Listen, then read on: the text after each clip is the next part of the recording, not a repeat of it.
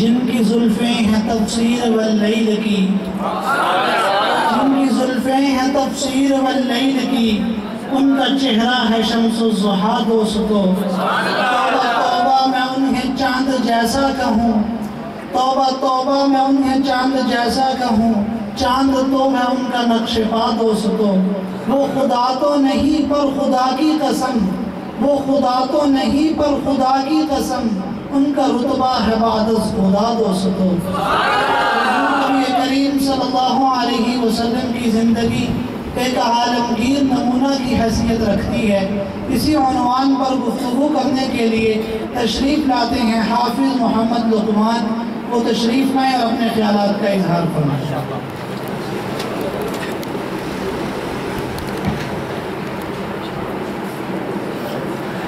الحمدللہ وحدہ والصلاة والسلام على من لا نبی بعدہ ولا رسول بعدہ ولا معصوم بعدہ ولا امت بعد امتہ ولا کتاب بعد کتابہ ولا دین بعد دینہ۔ اما بعد فأعوذ باللہ من الشیطان الرجیم بسم اللہ الرحمن الرحیم۔ یا ایہا النبی انا ارسلناک شاہدا ومبشرا ونذیرا۔ صدق اللہ العظیم۔ ہو لاکھوں سلام اس آقا پر بت لاکھوں جس نے توڑ دیے، ہو لاکھوں سلام اس آقا پر بت لاکھوں جس نے توڑ دیے، دنیا کو دیا پیغام سکون طوفانوں کے رخ موڑ دیے۔ اس محسن اعظم نے کیا کیا نہ دیا انسانوں کو، اس محسن اعظم نے کیا کیا نہ دیا انسانوں کو، دستور دیا منشور دیا کئی راہیں دی کئی موڑ دیے۔ تکریم و تعظیم علماء امت سلاطین ملت اور میری ہم مکتب ہمیشن ہم سفر ساتھیوں، میں آج کی نشست پر یہ ثابت کرنا چاہتا ہوں کہ دنیا انسانیت کے لیے عالمگیر نمونہ عمل صرف اور صرف آقا علیہ السلام کی زندگی تھی۔ ہم مسلمان سارے انبیاء کا احترام کرتے ہیں، ہمارا عقیدہ ہے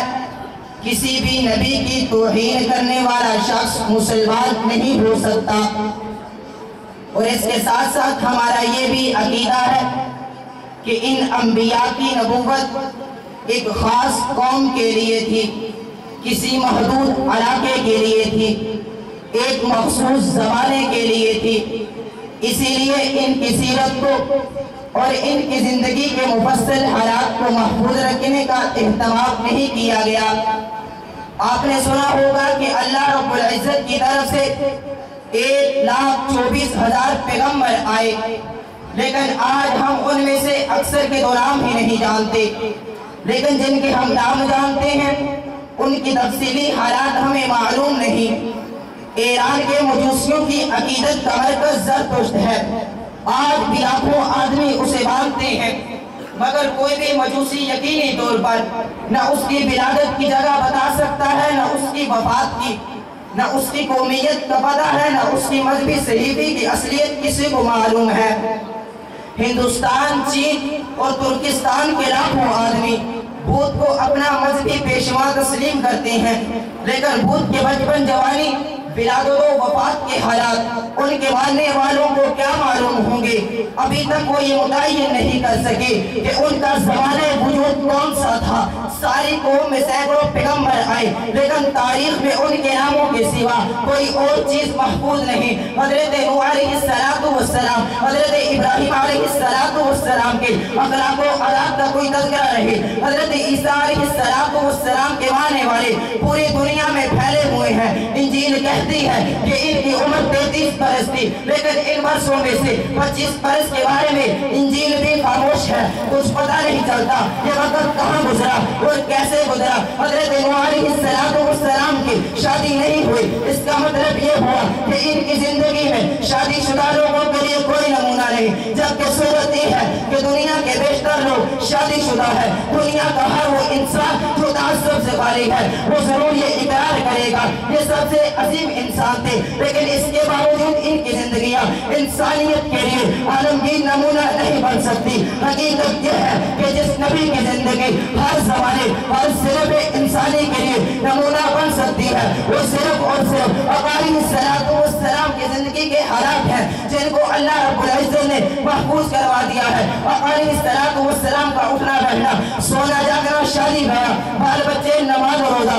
سلو جنگ، صبر و حسد، کھانا پینا، رونا ہنسنا، خلوت جلوت طور طریقہ، قد و قامت، یہاں تک کہ میاں بیوی کے خانگی تعلقات بھی پوری وضاحت کے ساتھ معلوم اور محفوظ ہیں۔ آپ حدیث کی ساری کتابیں نہیں پڑھ سکتے تو کم از کم شمالی ترمذی کا مطالعہ ہی کیجئے، اس میں آقا علیہ السلام کے حلیے مبارک کا بیان ہے، آپ صلی اللہ علیہ وسلم کی شکل و صورت کا بیان ہے، آپ صلی اللہ علیہ وسلم کی کنگھی کا بیان ہے، آپ صلی اللہ علیہ وسلم کے خضاب کا بیان ہے، آپ صلی اللہ علیہ وسلم کے سرمے کا بیان ہے، آپ صلی اللہ علیہ وسلم کے موضوع اور نعلین کا بیان ہے، آپ صلی اللہ علیہ وسلم کی خوشبو لگانے کا بیان ہے، آپ صلی اللہ علیہ وسلم کے شعر پڑھنے اور قصے پڑھنے کا بیان ہے، آپ صلی اللہ علیہ وسلم کی گریہ و بگاہ مزاح و تبسم کا بیان ہے۔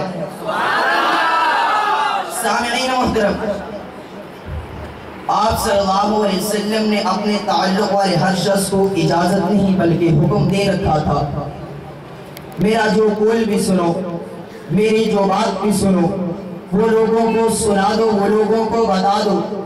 حالانکہ آپ جانتے ہیں ہر انسان کے حالات مختلف ہوتے ہیں، کبھی وہ خوش ہوتا ہے، کبھی وہ غمگین ہوتا ہے، کبھی وہ غصے میں ہوتا ہے، کبھی اس کی طبیعت میں نرمی ہوتی ہے، کسی سے وہ مذاق کرتا ہے، کسی سے لڑتا ہے، کسی سے جھگڑتا ہے۔ پھر بڑے سے بڑا انسان بھی اپنی بیوی کو یہ اجازت نہیں دے سکتا کہ وہ گھر کی باتیں باہر بتاتی پھرے، وہ اپنی پرائیویٹ زندگی کو پبلک لائف سے الگ رکھنا چاہتا ہے۔ ہمارے کتنے ہی لیڈر ہیں جو پبلک لائف میں اپنے آپ کو انسانیت کے غمخوار اور غریبوں کے جانثار ظاہر کرتے ہیں، لیکن حقیقت میں ان کی پرائیویٹ زندگی بڑی ہی گناہی ہوتی ہے۔ یہ صرف اور صرف آقا علیہ السلام کا حوصلہ تھا کہ آقا علیہ السلام نے اپنے دوستوں کو، اپنے مریدوں کو، اپنے جانثاروں کو، اپنے بیویوں کو حکم احمد دے رکھا تھا۔ میرا جو قول بھی سنو، جو خلوت میں سنو وہ جلوت میں بیان کر دو، جو رات کی تاریکی میں سنو وہ دن کی روشنی میں ظاہر کر دو۔ آقا علیہ السلام کے اس اذن عام کا نتیجہ ہے کہ آج ساری انسانیت کے سامنے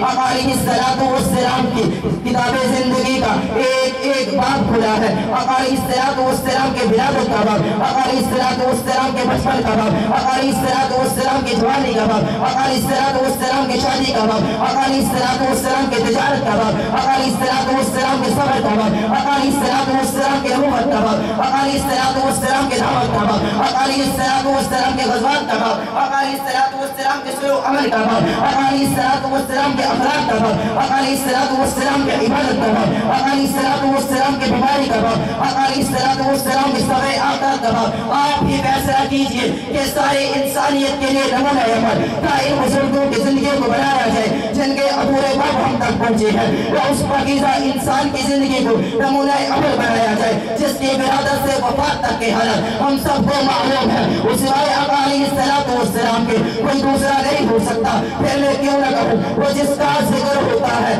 زمین و آسمانوں میں، وہ جس کا ذکر ہوتا ہے زمین و آسمانوں میں، فرشتوں کی دعاؤں میں، مؤذن کی اذانوں میں، ثنا ہے جس کا قرآن ہے، ثنا ہے جس کے قرآن میں، ثنا ہے جس کا قرآن ہے، ثنا ہے جس کے قرآن میں، اسی پر میرا ایمان ہے، وہی ہے میرے امام۔ وآخر دعوانا الحمدللہ۔